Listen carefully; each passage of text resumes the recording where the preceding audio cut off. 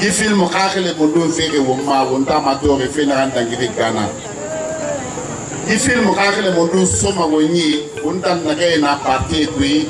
Ajira ne mola Ghana filmu le la bonini Ghana timi bote mino. O filmu le la bonini kajira mola koma ye ma hangri sram. Ana filmu menyela na boni Ghana no election nya menyala. Ama defo susu ye nina.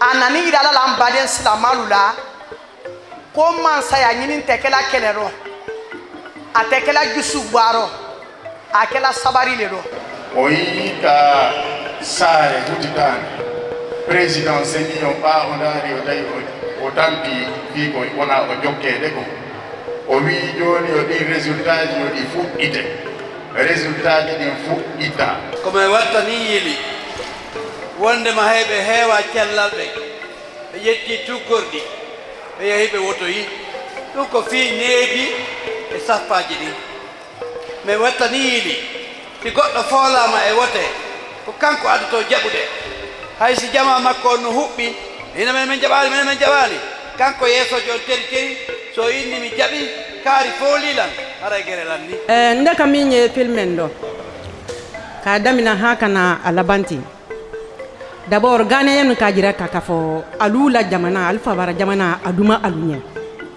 alu ka jira ka fo te kele fe alla jamana kono alten nyon tonye fe alla jamana kono tane bara masi e ga mengera fam ima ko ne yete fanna firma e ga bo wi la firma e te la firma ha gere so bo wi ma gamma di ne la gamma on responsabilité que famadi on est la droit de votre pays on ne va pas déléguer Congo wasiga wasa voter tranquillement wombini woso wongoi Luna mafaranga ndombe utanangeni résultat final confié ntanga do onato ma plus souvent nana problème vraiment il y a tant de geni mira yamama maseni mara geni ali ma problème nana. Quelle est la fonction ou quelles sont les fonctions des éléments qui composent la CENI ghanéenne et depuis quand cette CENI elle est en place?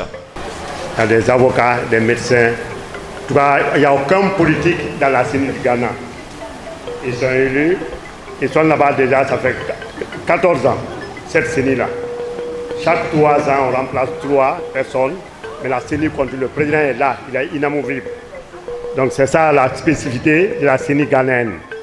Et en notre temps, au CNT, on avait voulu que la CENI, que la Guinée prenne l'exemple sur le Ghana. Parce que moi j'étais dans la commission CENI au CNT, on a envoyé une mission au Ghana pour prendre l'exemple, mais malheureusement, nos politiques ont dit que non. Ils ont dit non, qu'il faut que la CENI, que des politiciens fassent partie de la CENI. Et c'est ce qui nous amène à beaucoup de difficultés. Donc c'est des hommes absolument indépendants. Je vous remercie. Au nom de l'autorité régionale, de son Excellence M. Nawa Dame, gouverneur de la région administrative de Kankan, en mission,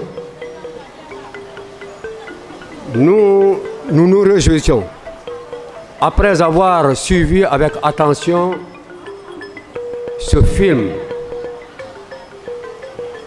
qui nous a éclairés, qui a été pour nous un exemple en Afrique.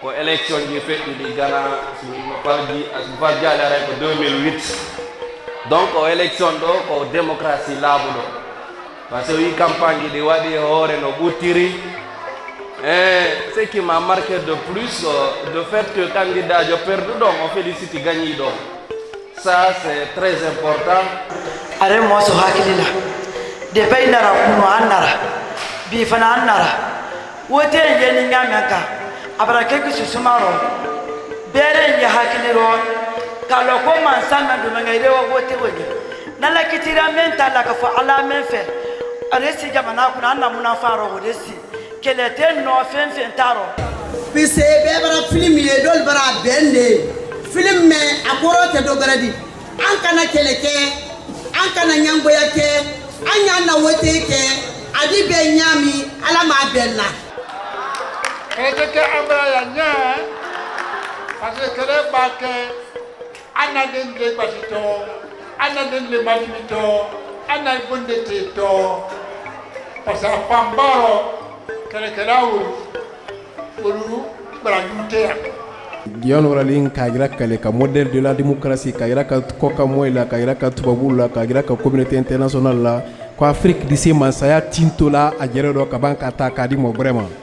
Miko mi mari ko min na fi ko ko me yido ande e fi o film projectado do ko fi buttu min ko mi dari do ko fo mi yallo ka gere wadi donc ko mi wawi wajade jama lagine on fo e jama labe on e jama daka on ko nyande wote den ko e yaw wote no wotirten no e no wotirteno hara gere wadali ta goto monano goddo. Donc Ghanéen wa yamo la exemple la ka fo politique ni kele te kelene bebe se kele ta fa no ay tolo na yele la woni manga te kelene ka politique la tami. J'ai remarqué que les candidats étaient à la hauteur des élections, c'est-à-dire quoi? Ils ne se sont pas laissés dépasser par les événements. Ils étaient maîtres d'eux-mêmes. Ils savaient qu'ils venaient pour un concours. Ils pouvaient gagner ou ne pas aussi le gagner. Ou fambara ji comprend kana gamboye no tegi ke di film to kambi iboye magoroma ka ita ibore mu fa ka ita siga ino maji madogo de ibore be ka ibore boyete ita no ma magoro de. Quand un leader s'adresse à ses citoyens, il faut qu'il utilise les mots qui n'amènent pas la violence. Parce que nous avons vu ici que le leader, lorsqu'il s'adressait à ses militants, a toujours dit que cette fois-ci, c'est nous qui allons prendre le pouvoir, faisons tout pour qu'on soit au pouvoir.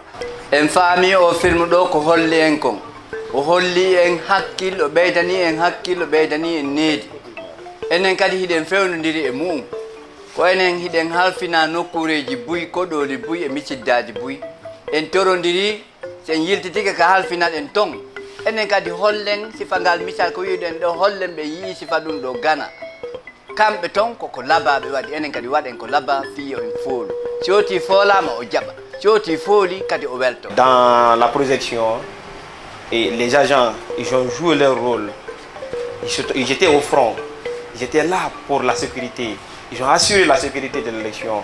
Nous allons faire autant que eux pour que nous soyons, nous aussi, vus par le monde comme eux, comme le Ghana. Donc je vous remercie.